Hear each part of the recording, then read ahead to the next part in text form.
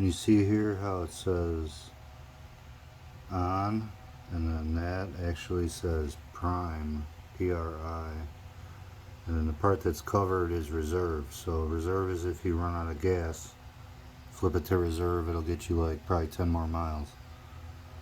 But the prime doesn't restrict the fuel. It's to allow fuel to flow freely into the carburetor.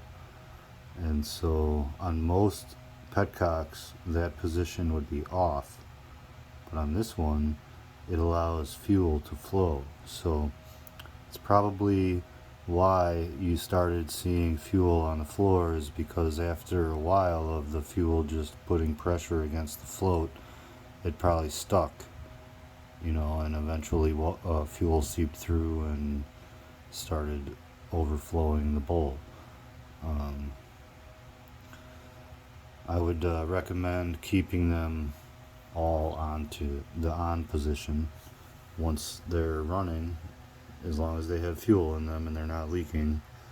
Just keep it with the little lever downward, and this arrow is actually pointing up to on.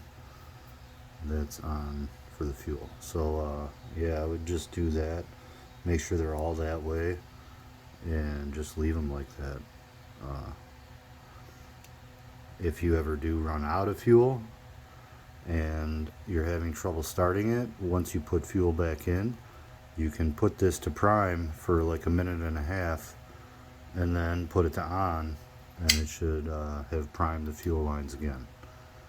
Hope that makes sense.